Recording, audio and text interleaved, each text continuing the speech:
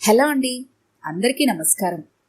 ఈరోజు మనం సింహప్రసాద్ గారు రచించిన అమ్మ అనే ఓ చక్కటి కథను విందాం. ఇక కథలోకి వెళ్ళబోయే ముందు మీకు ఒక చిన్న రిక్వెస్ట్. మీకు గనుక మా వీడియోస్ నచ్చినట్లయితే లైక్ చేయండి, షేర్ చేయండి. మరిన్ని ఇంట్రెస్టింగ్ కథల కోసం మా ఛానల్ని తప్పకుండా సబ్స్క్రైబ్ చేసుకోండి. ఇక కథలోకి వెళ్దాం.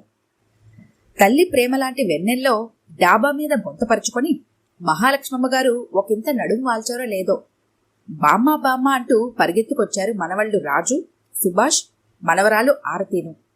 ఏమర్రా, అప్పుడే చదువులైపోయాయా? ఓ అని రాజు తలూపితే, హోంవర్క్ కూడా చేసేసుకున్నాంగా అంది ఆరతి.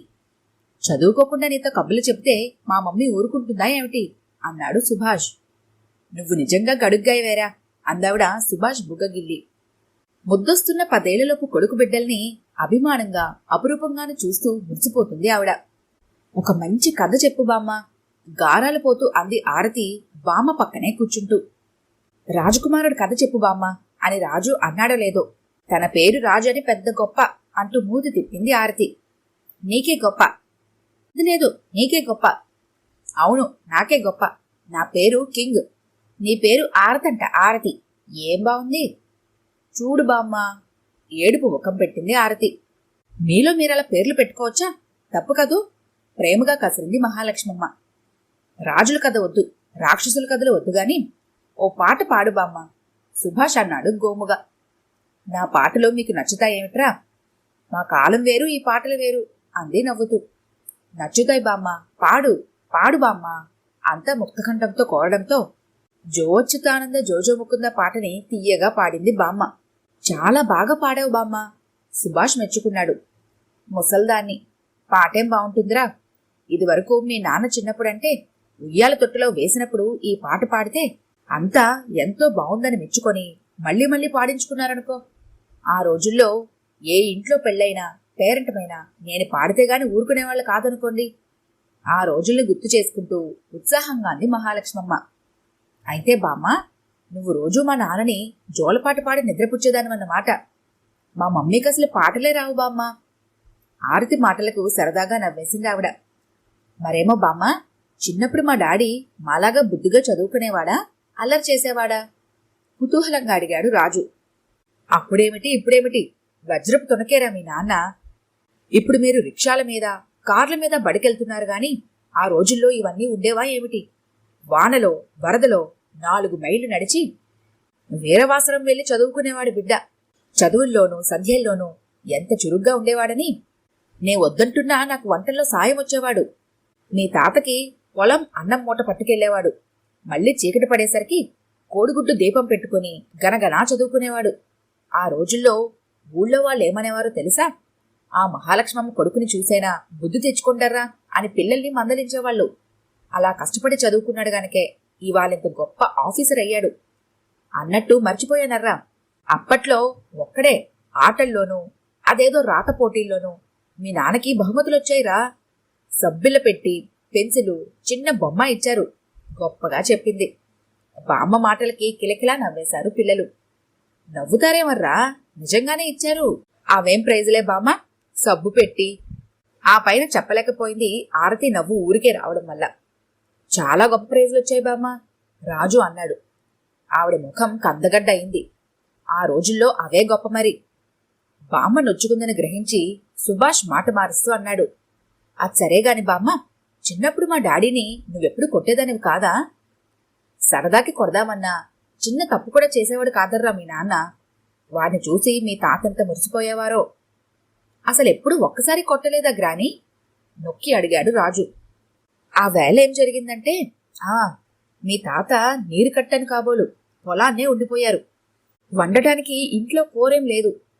రోజు కూరగాయలు చేపలు అమ్మొచ్చేవి. ఇవాళేవి రాలేదు. మీ తాత ఆకలి మీద వస్తారు, ఏం వండనివ్వాలా అంటూ ఇదవుతుంటే మీ నాన్న విన్నాడు కామోసు. మా పెదమామగారు దొడ్లోంచి చాటుగా ఇన్ని తోటకూర కాడలు పీకి పట్టుకొచ్చి ఇవి వండమ్మా అన్నాడు. ఎక్కడివరా అంటే పెద్ద తాతగారి దొడ్లోంచి ఎవరూ చూడకుండా గోడదాటెళ్ళి తెచ్చానని గొప్పగా చెప్పాడు. నాకు వెర్రి కోపం వచ్చేసిందర్రా. కల్లో కూడా చేయి జాడించి ఎరగని దాన్ని ఆవాళ 4 బాధేశాను. ఇంకెప్పుడు చెయ్యినన్నా విడిచిపెట్టకుండా వాడి రెక్క పట్టుకుని పద మామగారింటికి అంటూ తీసుకెళ్లి వాడి చేత తోటకూర కాడలిప్పించాను. పోనీలే, చిన్నపిల్లాడు, తెలిసి తెలియకేదో చేశాడని మా పెదమామగారు సమర్థించినా నేను ఒప్పుకోలేదు. ఇలాంటి చిన్న చిన్న దొంగతనాలే పెద్దవవుతాయని వాళ్ల ముందే లెంపలేసుకోమన్నాను అని చెప్పుకుంటూ ఆగిందావిడ ఊపిరి పీల్చుకోవడానికి కాబోలు. మా తాతయ్య నిన్నేమీ అనలేదా బామ్మా? ఆ ప్రశ్న వేసిన సుభాష్ వంక ముసిముసిగా నవ్వుతూ చూసి, చచ్చి ఏ స్వర్గాన ఉన్నారో గాని మీ తాత ఎప్పుడు నన్నేమీ అనేవారు కాదర్రా. మా డాడీని నువ్వు కొట్టినా ఏమీ అనలేదా? కొంచెం విస్తుపోతూ అడిగాడు రాజు. మీరెరుగరు గాని మీ తాత నిప్పులాంటి మనిషిగా.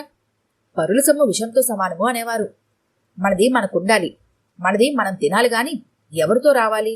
ఎవరి సొమ్ము తినాలనుకోవడం మహాపాపం అనేవారు. బ్రతికినన్నాళ్ళు ఆ మాట మీద నిలబడ్డాడా మహారాజు. అలాగా అన్నట్టు తలూపారు పిల్లలు. ఆరతి ఆవలించడం చూసి, నిద్రొస్తోందా? పడుకోండిక అంది ఆవిడ.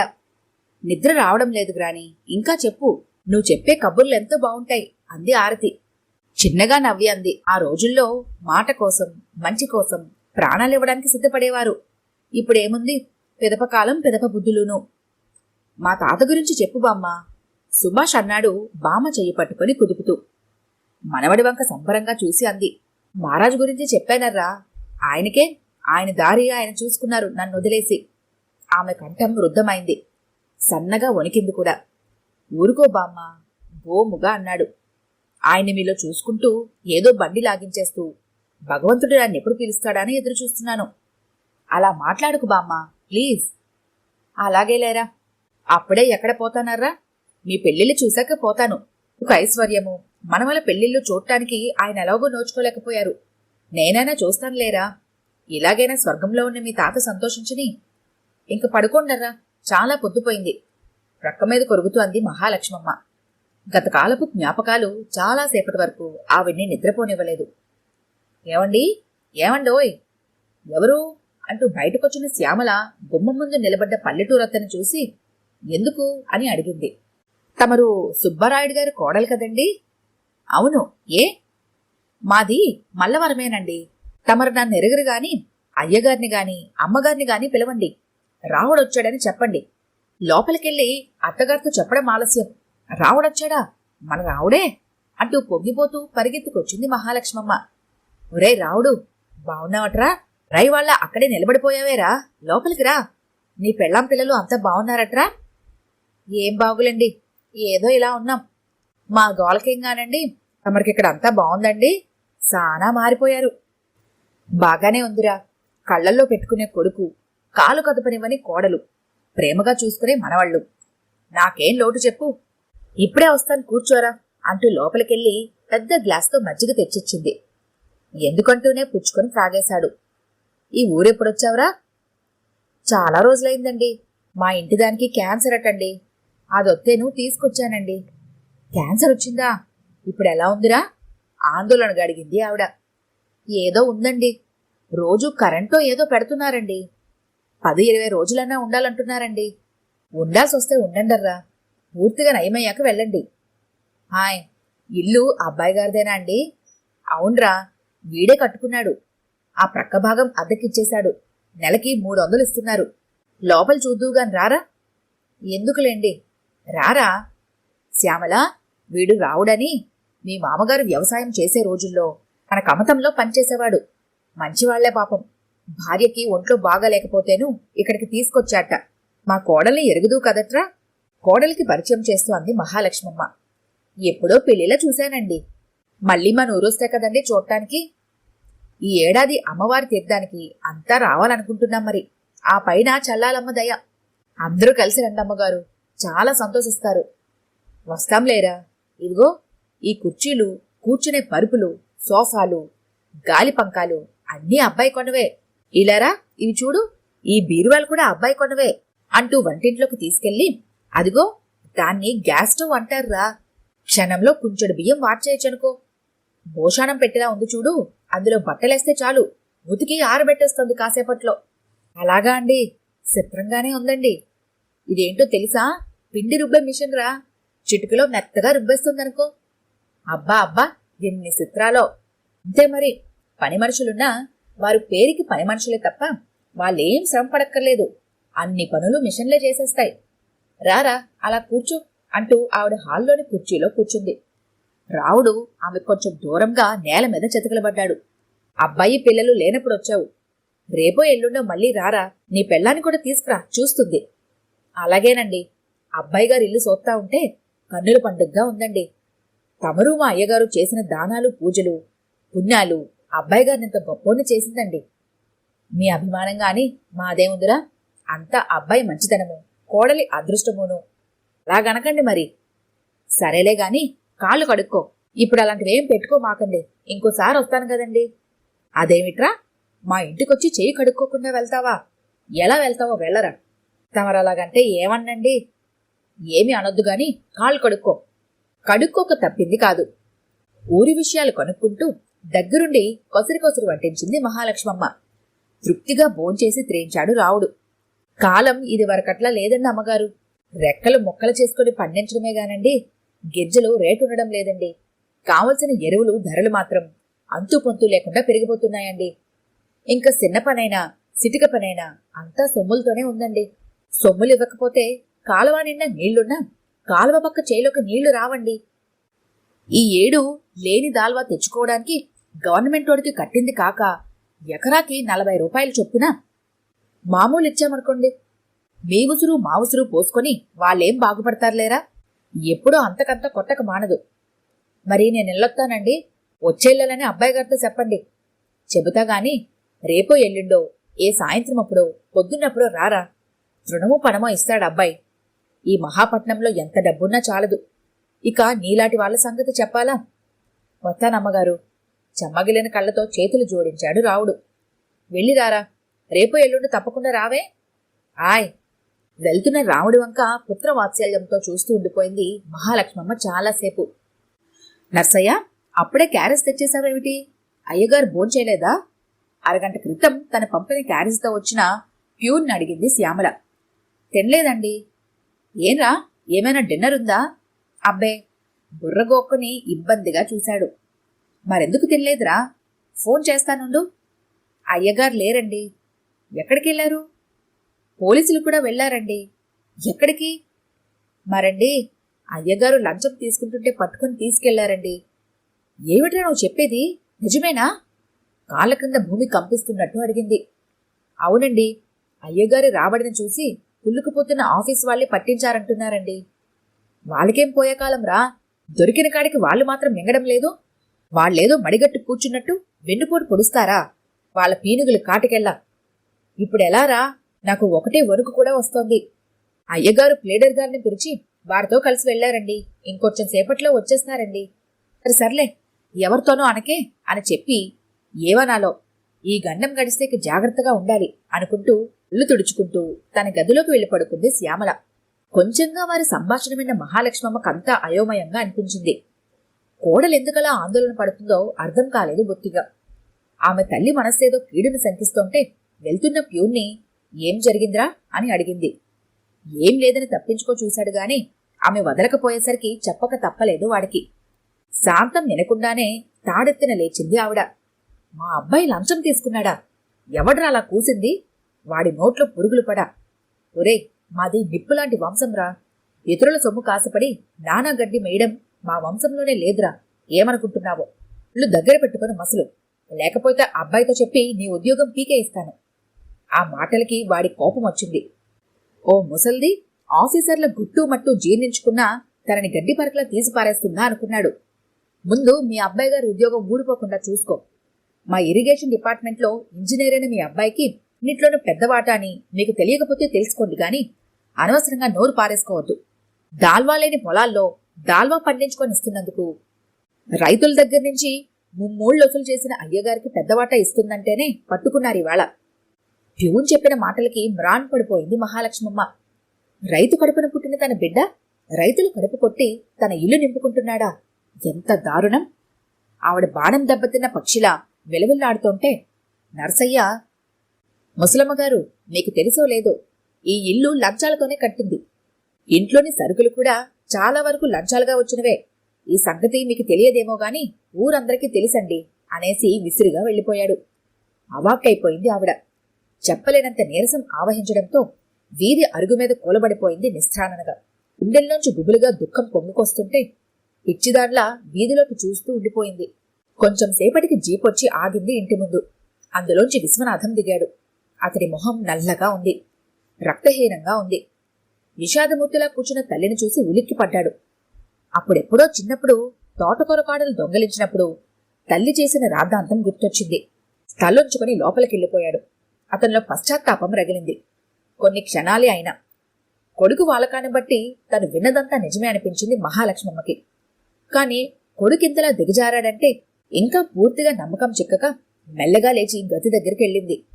అబ్బాయి, నీ విన్నది నిజమేనట్రా? ఆమె గొంతు కంపిస్తుంటే కళ్ళు కన్నీళ్లతో నిండిపోతుంటే అడిగింది. ఎవరూ మాట్లాడలేదు. మళ్ళీ అడిగింది ఆమె. ఈ గొడవ నుంచి బయటపడ్డం ఎలారా దేవుడా అని మేం ఎంత అవుతుంటే మధ్యన నీ గొడవేమిటి? వెళ్ళి మీ పని చూసుకోండి. కోడలు కసిరినందుకు బాధగా అనిపించలేదు గాని తనన్న మాటల్ని వాళ్లు ఖండించినందుకు తల్లడిల్లిపోయింది. వాడు కూసిందంతా నిజమేనన్నమాట. గొనుక్కుంటూ కళ్ళు తుడుచుకుంటూ పెరటి వైపు వెళ్ళింది. పని మనిషి గోడ దగ్గర నిలబడి పక్కింటావిడతో ఏదో చెప్పి నవ్వుతోంది. మహాలక్ష్మమ్మ ప్రాణం విలవిల్లాడింది. అయితే వార్తప్పుడే చెవులు మారుతోందన్నమాట. రేపటికి ఊరందరికీ తెలిసిపోతుంది. ఎల్లుండి తన ఊర్లో వాళ్ళకి తెలిసిపోతుంది. అంతా ఫలానా మహాలక్ష్మమ్మ గారి కొడుకు అవినీతిపరుడంటూ పగలబడి నవ్వుతారు. ఫలానా సుబ్బారాయుడు కడుపున చెడబుట్టాడంటూ నిందిస్తారు. అవి తను వినగలదా? విని భరించగలదా? భగవంతుడా, ఈ వయసులో ఎలాంటి కష్టం తెచ్చిపెట్టావయ్యా? కాలుగాలని పిల్ల కలదిరుగుతుంటే గుడ్ ఈవినింగ్ బామ్మ అంటూ వచ్చారు కాన్వెంట్ నుంచి మనవలు మనవరాలు. రోజులో వాళ్లతో సరదాగా మాట్లాడలేకపోయింది. బామ్మ మూడు మారిపోయిందేమిటి అనుకుంటూ లోపలికెళ్లి బోర్న్విటా త్రాగి ఆటలకెళ్లిపోయారు క్రికెట్ బ్యాట్లు పట్టుకొని. పిచ్చిదాన్లా అటు ఇటు తిరుగుతూ వంటింట్లోకెళ్ళింది Mahalakshmi. Gas stove, washing machine, mixie తనని చూసి నవ్వుతున్నట్టనిపించి హాల్లోకొచ్చేసింది. కుర్చీలు, సోఫాలు, ఇంటి గోడలు, పైకప్పు అన్నీ పగలబడి నవ్వుతున్నట్టుగా అనిపించింది.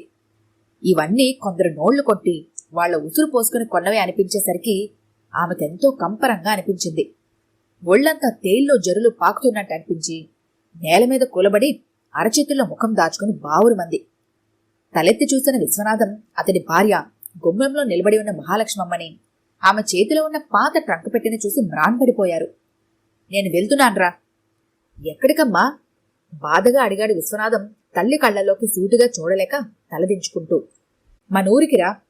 ఇక్కడుండి పరమన్నాలు తినే కంటే మన ఊళ్ళో కలోగంజ త్రాగితే ప్రాణానికెంతో హాయిగా శాంతిగా ఉంటుందిరా. ఇప్పుడేం జరగకూడదు జరిగిందని ఆ పల్లెటూరికి పోతానంటున్నారు? విసురుగా చూస్తూ విసురుగా అంది కోడలు. ఏమీ జరగనట్టే మీకు అనిపించవచ్చు, కాని నాకిక్కడ ఊపిరాటం లేదురా.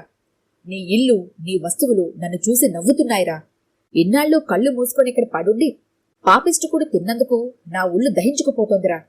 ఒరే అబ్బాయి, రేగు తెంచుకుని నువ్వు పుట్టినప్పుడు కూడా నేనింత నరకం అనుభవించలేదురా. అని ఇలాంటి వాడికి జన్మనిచ్చానే, ఇలాంటి వాడికి పాలిచ్చి పెంచానే అని ఇవాళ కుళ్ళిపోతున్నానురా. సిగ్గుతో చితికిపోతున్నాను. ఆమె కళ్ళ నుండి కన్నీళ్లు జలజలా రాలాయి. విశ్వనాథం శిరస్సు మరింత కృంగిపోయింది.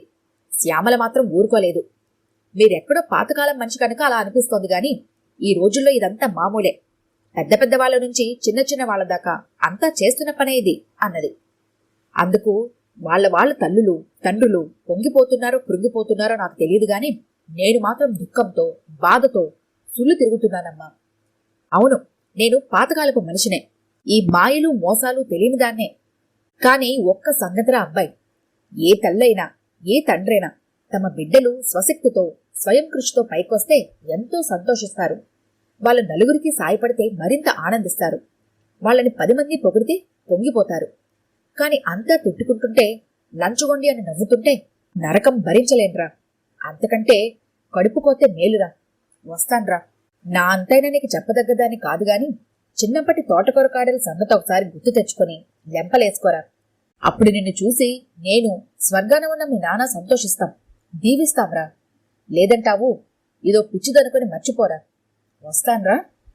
బయట చెంగుతో కళ్ళు ఒత్తుకుంటూ ట్రంకు పెట్టి పట్టుకుని మెల్లగా నడిచి వెళ్లిపోతున్న మహాలక్ష్మి వంక గుడ్లు అప్పగించి చూస్తూ ఉండిపోయారామె కొడుకు కోడలు. ఈ చక్కటి కథ గనుక మీకు నచ్చినట్టయితే లైక్ చేయండి, షేర్ చేయండి.